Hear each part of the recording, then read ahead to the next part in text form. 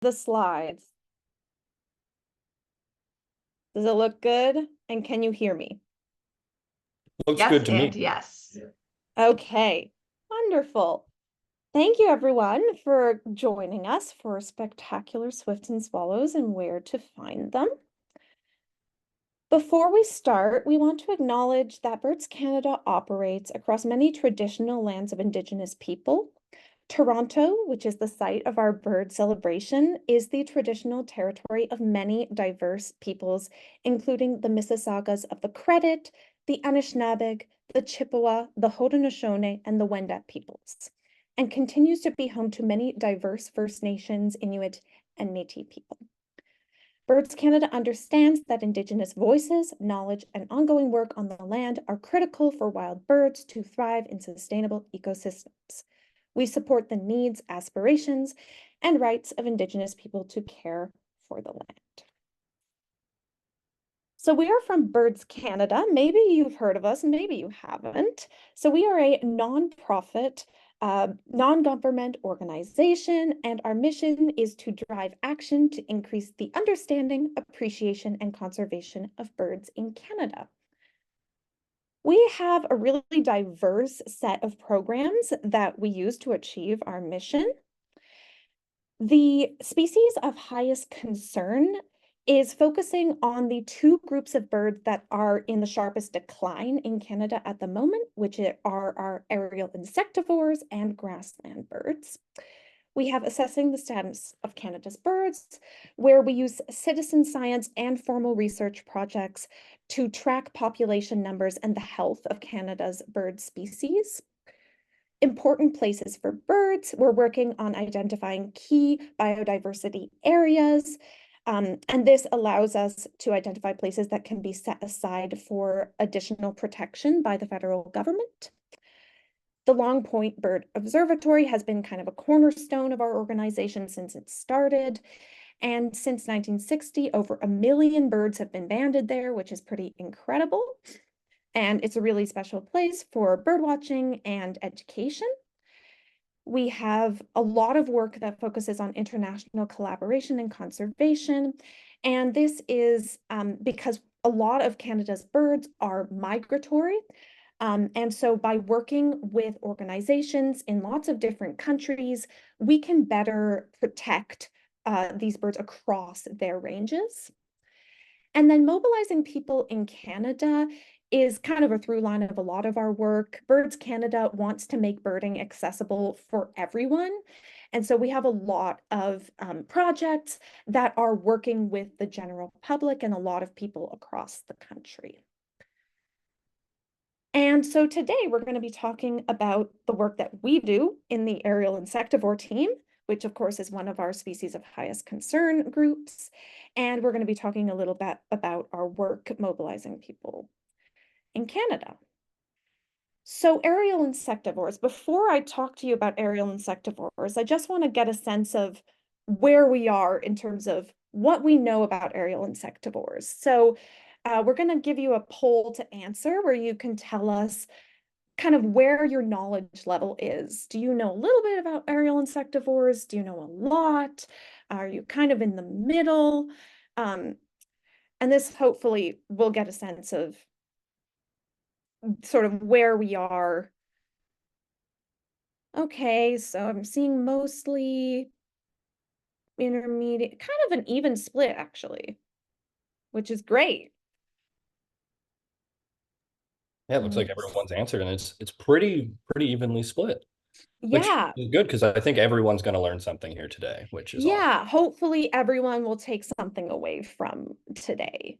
So aerial insectivores are a guild of migratory birds that eat insects while on the wing. So a guild is just a group of species that exploit the same resource, or they exploit different resources, but in a similar way. So in this case, it's birds that are eating insects while they are flying. And so these birds are highly agile. That makes them a real favorite of a lot of bird watchers. It's really fun to watch them. And it's a pretty diverse group. So we have 4 kind of categories of aerial insectivores. Some of them may be more familiar than others. So we have swallows, which you're probably at least sort of familiar with. They've got this very distinctive profile with these tapered wings. Some of the species, like the barn swallow, have a really clear fork in the tail. Some have a slightly less pronounced fork. We have 6 species of swallows in the province. Um, Again, barn swallows are probably familiar. They like to build their nests inside human structures, so they're kind of around us a lot. And today we're going to introduce you to one that maybe you're not as familiar with, which is the bank swallow. Gabe is going to talk to you about that. Swifts, they look superficially similar to swallows, but as you can see, their wings are a little bit narrower and they're very pointy and tapered. Um, but what's interesting to note about swifts is that they look similar to swallows, but they're not actually related to swallows. They're actually related to hummingbirds, which is a really interesting fact. Um, and we have one species that lives in the province, which is the chimney swift. You can see it here adorably perching on a wall. Flycatchers are a little bit different from swifts and swallows because instead of identifying prey items and then catching them on the wing, they will actually look for prey from a perch and then fly out and grab it. And that means that their profile is a little bit different. So you can see on this yellow-bellied flycatcher that its wings are quite a bit broader than the wings of the swallows and swifts and a little bit less tapered. And these birds also tend to have kind of slightly heftier bills because of the prey that they're catching. There are quite a few species of flycatchers that you might see in Ontario. It's a pretty diverse group. One of my favorites is the eastern kingbird. You can see these in open kind of meadows and grassy areas, and they're pretty distinctive because they're fairly large and they've got this black and white coloration. And then nightjars are pretty secretive. You're not necessarily going to see them very often, although you may see them at dawn and dusk. Um, Again, they've got very tapered, quite long wings. And we've got 2 species that you might see in Ontario. The common nighthawk, very distinctive because it's got these white bars on the underside of the wings. You can see it in the picture. And you might hear it screaming in the middle of the night, unfortunately. And then we have the eastern whippoorwill. So aerial insectivores are this wonderful, diverse group of birds, but unfortunately, they're in a little bit of trouble, which Gabe is going to tell you about. Thanks, Gwen. Yeah, unfortunately, as you can see with this graph, and was kind of mentioned at the beginning of the presentation, aerial insectivores, along with grassland birds, are experiencing some of the most severe declines that that we can see out of any family of bird group. This is a graph from a study called The State of Canada's Birds that was conducted in 2019. And it was a report that looked at almost 50 years of data considering the country's population of birds. And it found that aerial insectivores, as you can see, have experienced the most severe decline at 59%. And this is interesting to note as well, because we'll be talking to you specifically about chimney swifts and bank swallows, which as individual species have experienced declines even more extreme than that. So this number is actually pulled up quite a bit by things like flycatchers and more common species of swallow. And of course, this can be justified through a diverse array of problems. Most of them, whenever you're talking about any species at risk, can be summed up through habitat loss, a loss of food, habitat degradation, and climate change. Specifically, when you're talking about aerial insectivores, it is a loss of insects, which can be discussed through like a diverse array of reasons. Um, there's been a combination of habitat destruction that affects both the birds and the insects that they call their food, but also pesticides have reduced prey populations and specifically prey diversity. Habitat loss is a combination of urbanization developments, such as like urban sprawl, new highways, but has also just been a culmination of agricultural expansion over the past 100 years. Habitat degradation is the modification of that habitat, which again can be talked about through the construction of new urban environments and agricultural space. And climate change is kind of the cherry on top in the sense that while all of that destruction and change is taking place through human intervention, There's also the grandiose, also human affected climate change, which results in more extreme weather events that also have effects on insect populations, bird populations, especially migratory birds. A lot of aerial insectivores are long distance migrants, meaning that extreme weather events in the Gulf of Mexico can really wipe out large populations of these already at-risk species.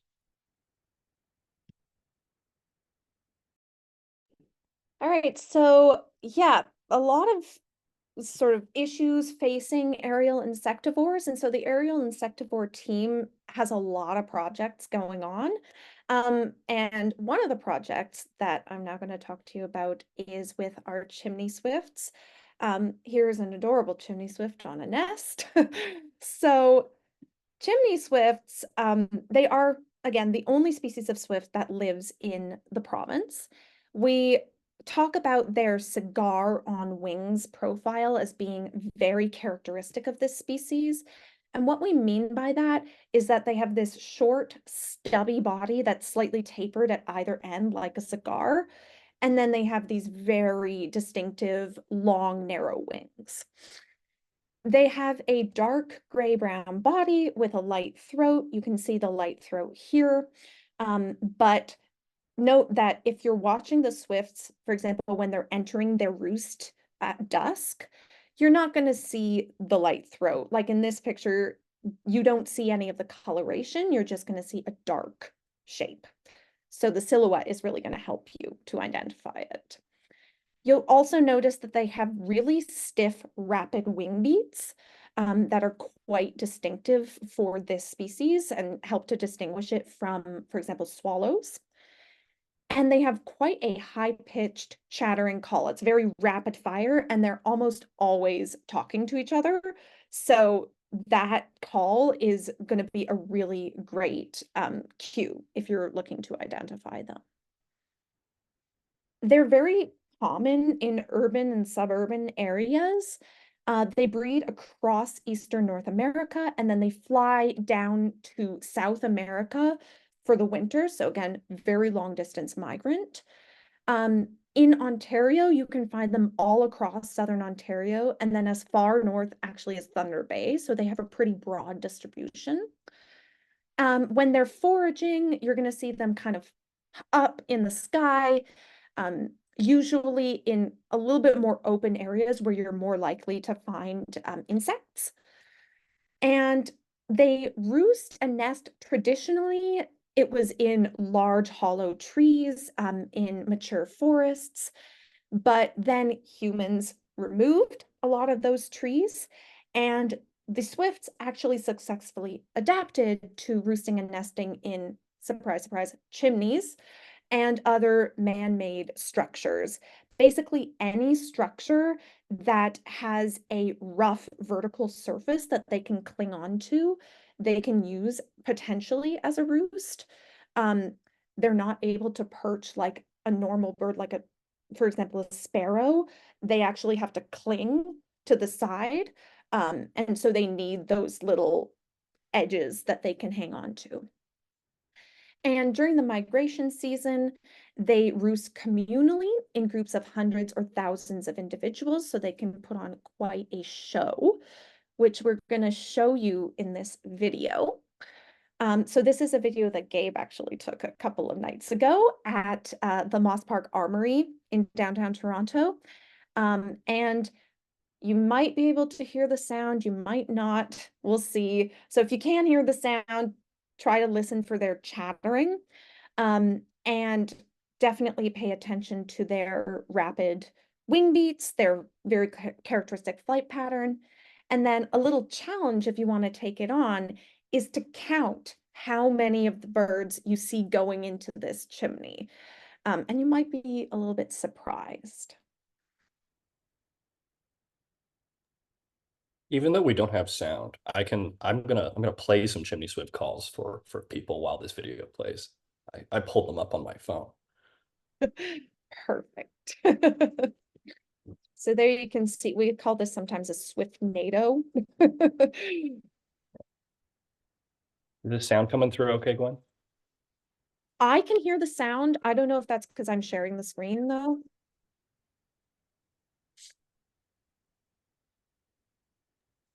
We're not hearing anything. That's okay. I think my high pitch, they're too high pitched to just come onto the mic anyways, because I was playing with my phone.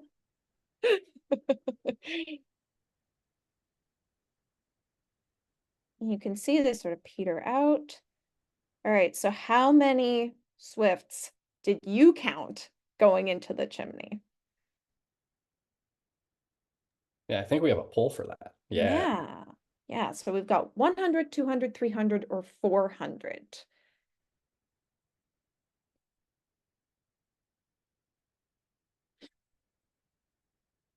All right. So I'm seeing mostly people in the kind of 200, 300 range.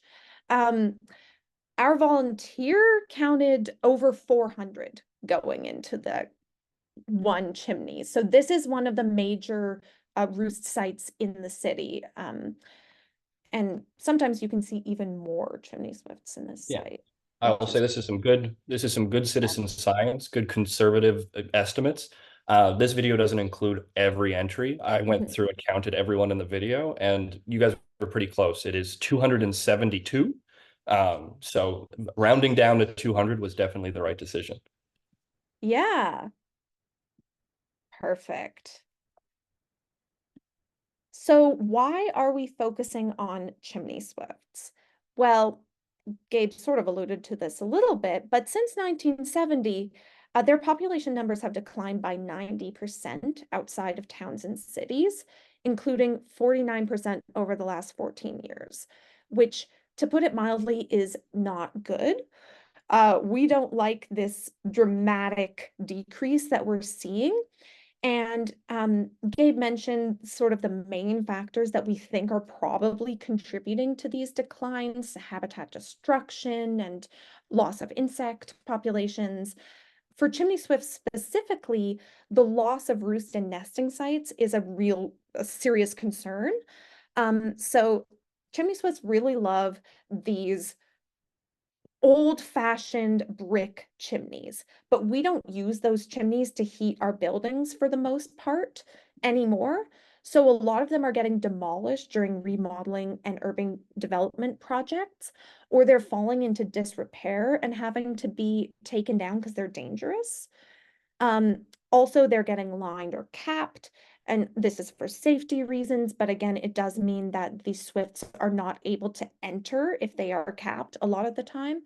And if they're lined, they can no longer perch on the inside of the chimney.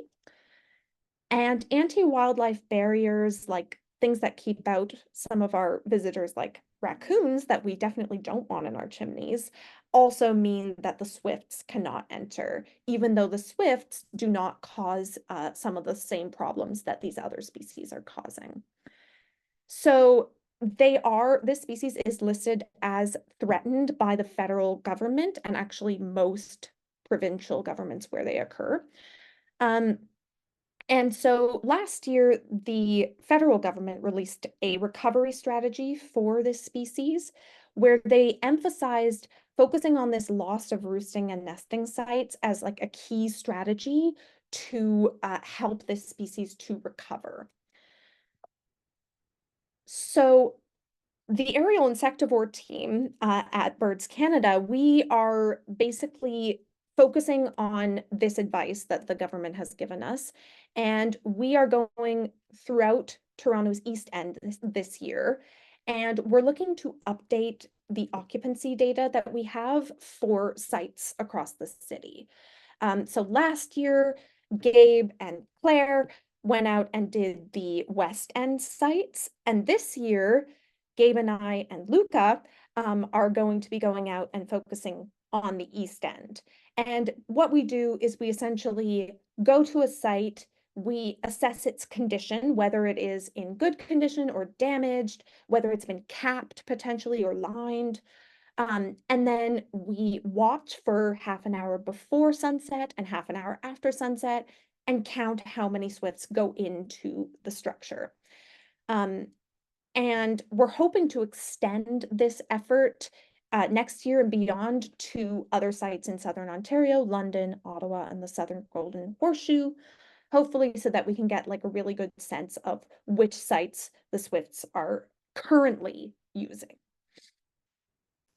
And I'll forgive you for wondering why we are spending all of our time staring at chimneys.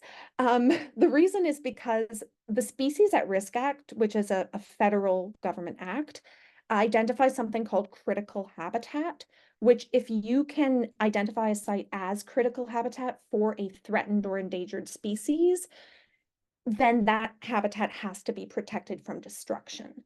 So for chimney swifts, chimneys have to meet certain physical requirements, and then you have to show that the birds are actually roosting or nesting at the site. So by going out and doing our surveys, we can figure out this occupancy part. Um, and then once we've identified these chimneys as critical habitats, then they can be conserved for chimney swift use.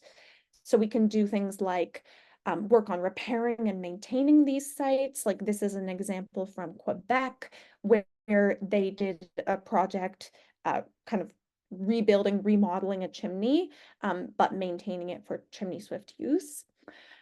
We can work with developers and building owners to prevent the demolition of these sites. And then we can also work with building owners to encourage the stewardship and Swift-friendly practices so that these chimneys continue to be usable for Swifts. So we're doing a lot of on-the-ground work as the aerial insectivore team, but we rely quite heavily on citizen science efforts. So Ontario Swiftwatch is our citizen science program that's been running since 2009. So in communities across the province, participants go out and they do exactly what we do when we go on our surveys. They watch a chimney for the hour surrounding sunset, and they record how many birds they see going into the chimney. And then they upload their observations to Nature Counts, which is our database. And this gives us really valuable data for the whole province that can help to inform our conservation actions. Again, identifying those critical habitat sites that need to be protected for the swifts to continue to use. So if you're interested in getting involved in our Ontario Swiftwatch project, we'd really love to have your help. So you can email us at ontarioswiftwatch@birdscanada.org or visit our website. And again, even if you're not interested in being like a full-time volunteer, we still really love any observations coming in. So if you see a swift going into a chimney, please send us an email. We love that information, and it really, really helps our conservation efforts. And now I'll hand it over to Gabe for bank swallows. Awesome. Thank you so much. Yeah, bank swallows. Bank swallows are so cute. They're so exciting. I'm very happy to talk to you guys about bank swallows today. It's again another aerial insectivore that Birds Canada's been working with for quite a long period of time. And we've been coming to some interesting conclusions through our studies that I'm excited to share with you. But first, let's get into what bank swallows are. As this slide nicely points out, they are the smallest swallow in Ontario. They're itty bitty tiny little birds, which I adore. They're only like 10 to 18 grams in weight. That's like just like a couple loonies or toonies. And they're very matte gray. So they're not the most stylish bird, but I think there's a charm to their sleekness. They have this very brown back, gray back with these white bellies and a distinct brown necklace, which you can see at the bottom of the slide. That is going to be your key identifying factor here because they can be easily confused with other swallow species like the northern rough-winged swallow, which is also a very drab swallow, although notably larger, and it doesn't have the neck band. And juvenile tree swallows, which might be similar in size, they are far more vibrant, in my opinion, but also sometimes in the right light come across as kind of gray or brown. And they do have a necklace, but it bleeds much deeper into the chest and is far less distinct than that of the bank swallow. Another thing that I think is worth pointing out is, for me at least, when it comes to identifying swallows flying around, I often look to the tail first so that I can dismiss it as a barn swallow or a tree swallow. As some of you may know, barn swallows have very pronounced forked tails. And so do bank swallows, although not quite as forked. As you can see here, it's just a slight divot rather than the tail that everyone knows from the classic pirate tattoos, etc. And now that we know kind of what they look like, we can talk about where to find them. So as I said, these tiny little birds, they live along the shoreline of Lake Erie. And that's because Lake Erie provides the perfect habitat. They need these sandy, shaly cliff sides to be able to build their nests. So they'll burrow in only a couple of days deep into the sides of these banks along lakes, rivers, aggregate pits that are near vertical and are soft, sandy silt deposits. And they can be found throughout the breeding season, foraging for insects near these breeding sites, often near or very close to large bodies of water. And they stick very close together. They're a communal bird species. You very rarely find a single bank swallow all by itself. And even during migration, when they're not necessarily flocking together or staying within their nesting colony, they'll also be found mixed in with other swallow species as a kind of a little treat. So during spring migration, if you find yourself at Point Pelee or at Tommy Thompson Park and you find a bunch of swallows, give them a second look because there's a non-zero chance that a bank swallow is amongst those flocks. Um, and while this species is widely distributed across the world, in fact, it's recognized as one of the widest distributions everywhere, I think almost found almost everywhere except Antarctica, one of the most important populations is here in Ontario along the northern shores of Lake Erie. In fact, the North Shore of Lake Erie, where the red line is along this map, is the largest breeding colony for the species that's listed as threatened under federal protection. And I think we should take that in for a second. It's the largest breeding population, possibly in the world, which is so cool. It is spectacular. That something so precious and interesting is just in our own backyard or at the southern end of our province. Um, and like I said, it is this line is their breeding population. It's also where a lot of our surveys take place. Um, so thank you. Um, this is how we found out that this area is so important, is that we've been conducting surveys there since 2010. And throughout the years, we've been supported by Ontario Power Generation, the Canadian Wildlife Service, and many others to help us complete this census. We census all the burrows and bank swallow colonies, and in July of each year by hiring a local boat operator, and we just travel along the shoreline, counting and taking photos of the colonies all along this extensive period of space. And one thing I wanted to touch on, but slipped my mind, which is I kind of referenced earlier, is that in Canada, there's been a 98 population decrease of bank swallows. Similarly to chimney swifts, this is a little bit more severe than aerial insectivores as a whole. And in Ontario, between 1970 and 2012, that decrease is 93%. So this is doing slightly better than the rest of the country, but not by much. But anyways, let's continue to talk about what our surveys look like. So here's an image of a bank. This is an example picture from what we do on our bank swallow surveys, where we boat along the shorelines and take pictures, hundreds of pictures, and use our binoculars to scan for these burrows, which you can see at the top of this page. So I'm going to challenge everyone here really quickly. I know you can't have the resources to zoom in and meticulously point through all those little dots, which are all burrows, but a rough guess of what the total number of bank swallow burrows do you think are in this picture? Oh, we've already got one answer, very high. It's a bit of a guessing game, and I will provide an example of what our counting method looks like and what the actual number is after we complete this poll. So some people are guessing 300, some people are guessing 600. No one thinks it's 150. Everyone knows it's more than that. We've got a couple people going in for the 1,200. Okay.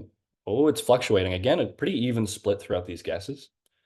But anyways, we can move on to the next slide to give you the actual answer. It is 1,176. So those of you who guessed 1,200, I think you're closest by a lot, but I understand that not all of them are visible right away. As you can see that there's been dots applied to where all of the burrows are found with different colors to distinguish the different little colonies, and the total number has been written out in big red letters. So this is an example of what those surveys look like for us. Is we go out, we take these pictures, we monitor this shoreline, and then we go home and we sit down and we plot every single burrow. And something that I think is worth acknowledging is that this is one photo with 1,176 burrows. There's so many more photos of so many more colonies. It is truly an awe-inspiring population of birds. So through this study, you can see the trends that we've observed with this graph here on the left, and the trend that we've been observing in the number of burrows, which is used as a population estimate. So you can read this graph as the number of burrows being the bird population, which is on the y-axis, and the year on the x-axis. So in 2010, there was an estimate of almost 100,000 adult bank swallows, which is an amazing number. But in more recent years, that number's declined quite a bit. In 2022, there were less than 60,000, which is quite the drop off. And you can see in the past few years, it has just been a continuous decline with a little bit of an upkick, but not substantially enough. So unfortunately, we are noticing that the numbers for these birds are not great. And we'll be talking about why. And it all comes back to general aerial insectivore issues, but with more niche problems.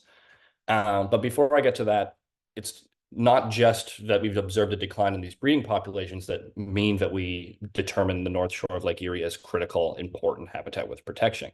We've done another project to determine the importance of this habitat, which is basically attaching these little backpacks to bank swallows. These are called MODIS tags, and they're basically allowing us to track the movement of these birds throughout their breeding grounds during their fall migration. This is only really an option because of the generous support of various landowners that we've been able to work with, who own properties that the waterfront properties that lead to the bank swallow habitat. So without their generosity and their interest in protecting these birds, we wouldn't be able to set up the mist nets necessary to capture and tag them, and then give us the insightful information that after tracking their movement, we've been able to see that they have a dependence on the northern shores of Lake Erie, moving all along the lakeshore in that map region that I showed you in the last slide, roosting near Long Point in the fall, and they'll be bouncing back and forth throughout the day during the breeding season, and they kind of stay along that pristine habitat for their whole summer spring season, which is critical because these species don't really have anywhere else to go. These sandy bluffs are pretty unique in Ontario, and this is some of the best that we have. But with these two pieces of information, the burrow counts showing long-term declines and the tracking data highlighting the importance of this area throughout the breeding season, we need to now figure out what we're going to do to conserve this species. And we have to start by asking, well, what's going wrong?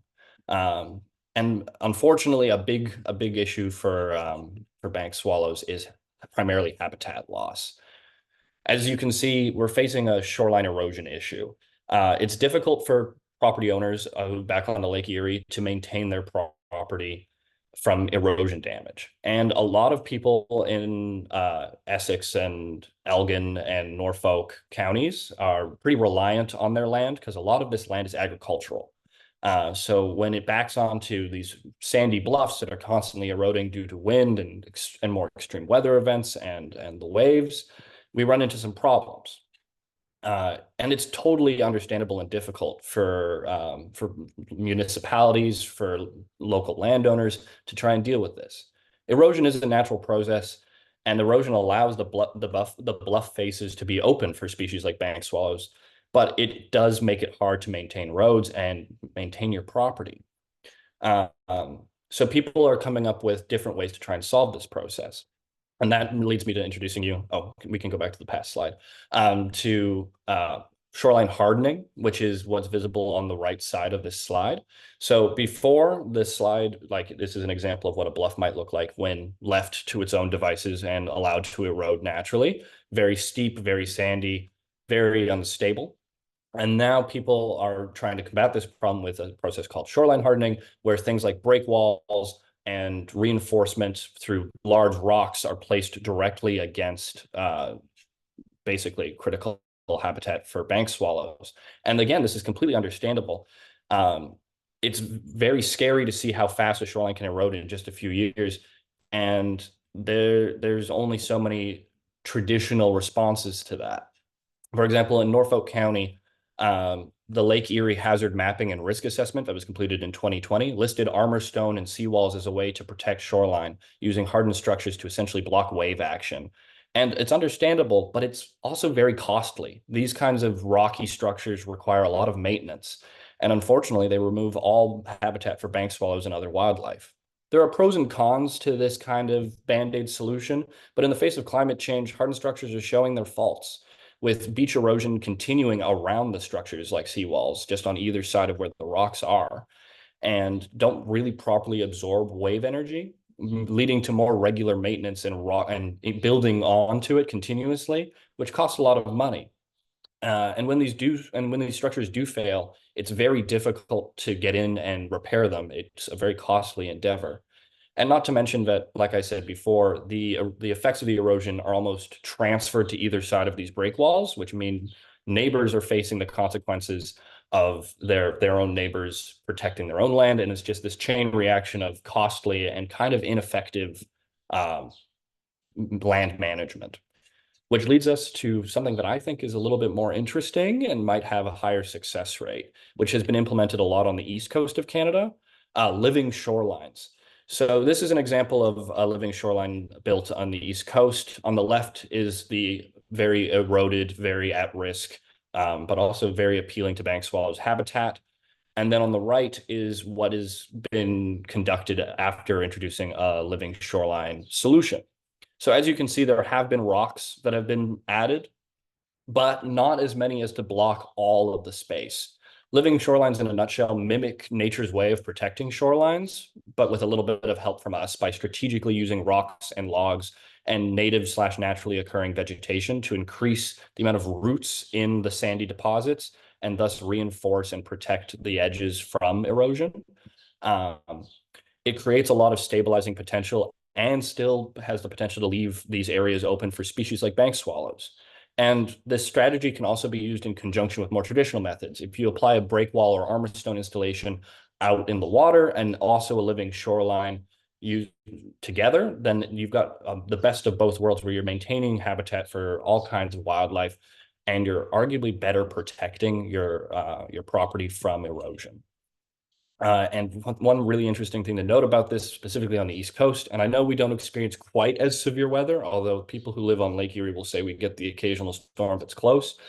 There are living shorelines that were left completely undamaged through some of the most costly hurricanes that the East Coast has ever seen, which I think is a really good testament to their effectiveness, considering a lot of break walls and hardened shorelines crumble under the pressure of extreme weather events. And of course, habitat protection and habitat restoration is just one thing. There's a multitude of factors that are leading to the decline of all aerial insectivores, and bank swallows are no different, which leads us to talking about insect diversity, which can be combated in several ways. Prioritizing the protection conservation of natural landscapes is something that a lot of conservationists are working on. Ontario Nature, Birds Canada, Nature Canada, all kinds of organizations are very focused on the preservation of natural spaces through parks and protected areas. And those are great in terms of preserving natural green spaces, native plant species, insect biodiversity. So that's an awesome one. One that I think is specifically useful, especially in Southern Ontario, is reducing the use of non-specific pesticides so that we don't kill swaths of insects that things like bank swallows and other aerial insectivores need to survive. And implementing these recommendations on kind of a municipal level or a higher level, I think is really important. There needs to be some kind of government support in terms of working to promote and continue biodiversity. Another thing we kind of already talked about is thinking creatively about agricultural lands. Living shorelines are not just so that bank swallows have a place to call home. They also allow for natural and native species to still thrive along the waterfront, which is a unique ecosystem, and that ultimately cultivates more. So you'll be getting both better habitat for birds, but also more breeding habitat for the insects that they need to eat. And while doing that on a living shoreline basis is very extreme and for a very niche, not everyone has waterfront property along Lake Erie that they can protect. But something that's definitely more accessible is gardening, because it's the same practice, just on a different scale. which leads me into gardening for birds, which is another initiative from Birds Canada, where it's basically just a focus on native plants, native species, and how those can be implemented into your garden specifically with the conservation of birds in mind. Um, this is a photo from a community planting event that Gardening for Birds with Birds Canada completed last year, specifically targeting aerial insectivores, trying to promote insect abundance in the city of Guelph. It was a great partnership. It was a great community planting event.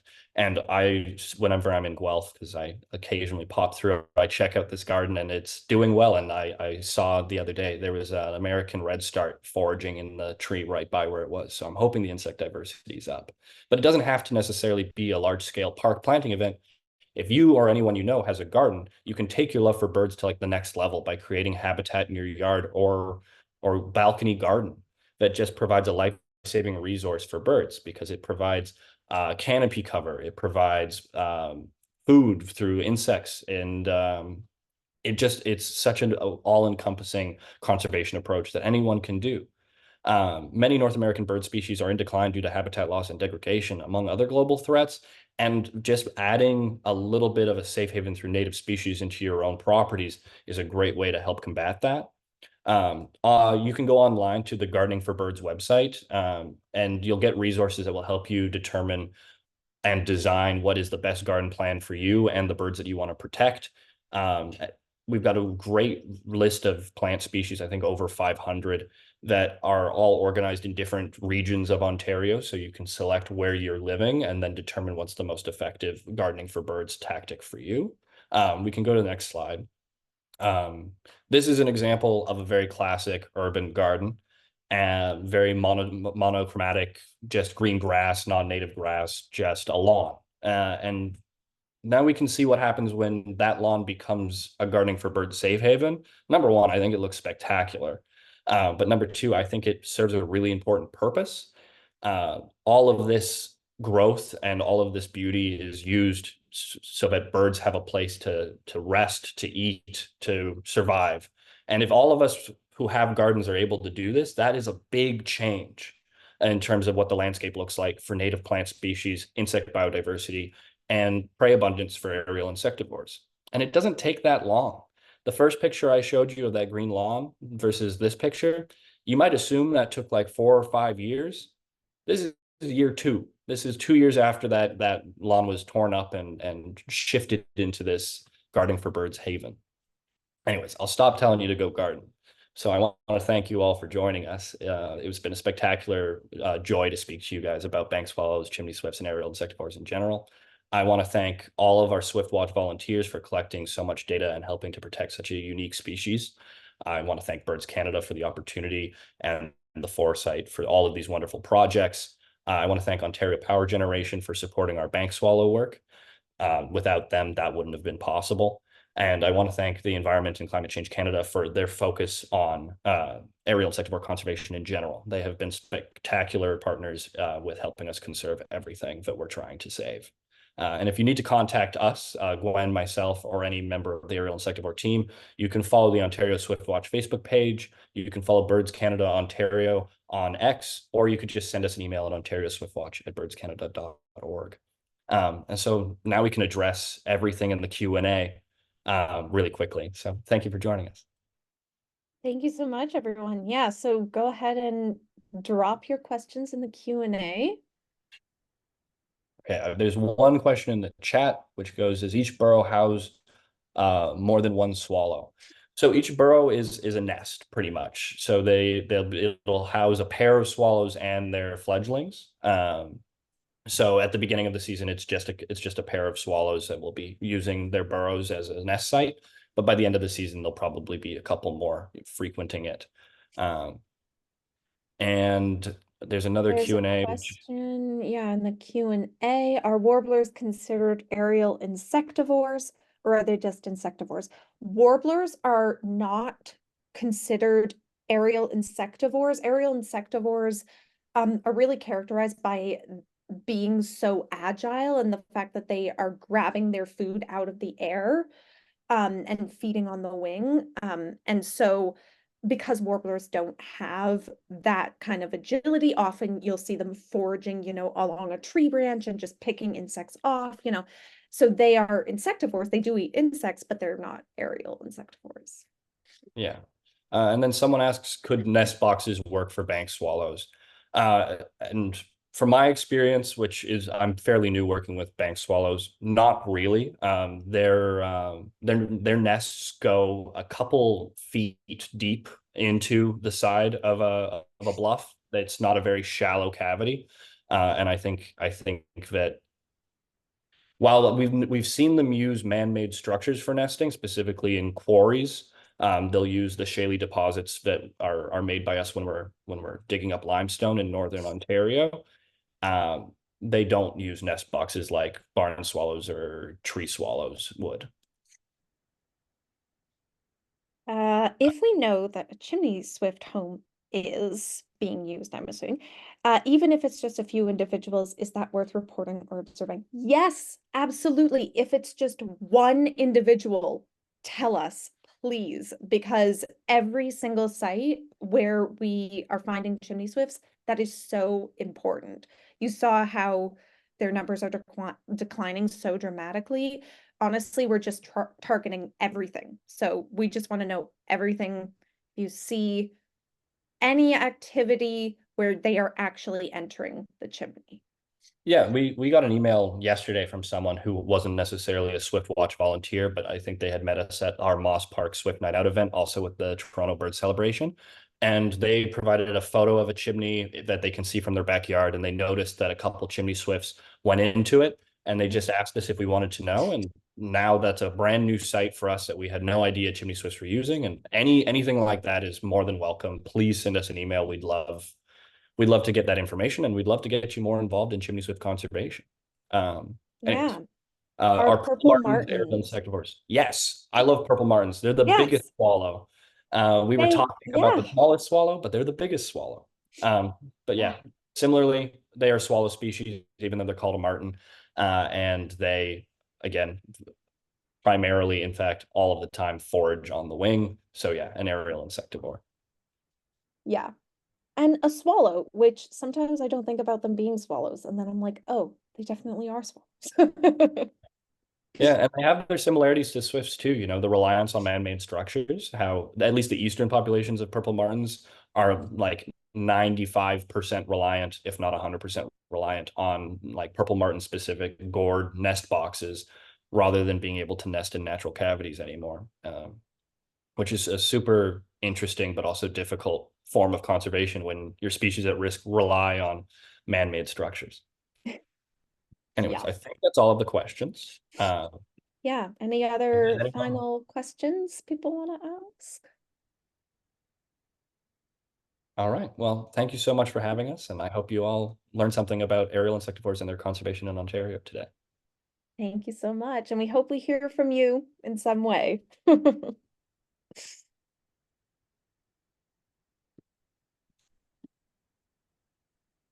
Oh yeah, we can put up, if we stop screen sharing, Olivia can put up her slide like she asked.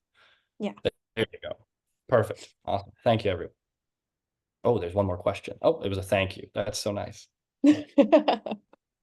Fantastic. Thank you both for taking the time to do the Q&A there. I know this has been such a jam-packed and informative talk, and there's lots more to learn and for people to know about what's actually going on the conservation side of things and how you can get involved. So I popped a link into the chat there.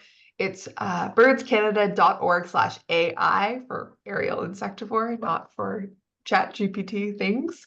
So thank you so much to you both for taking the time to share with us about your work today, and I wish you all the best in your field season. Awesome. Thanks, Olivia. All Thank right. you, Olivia.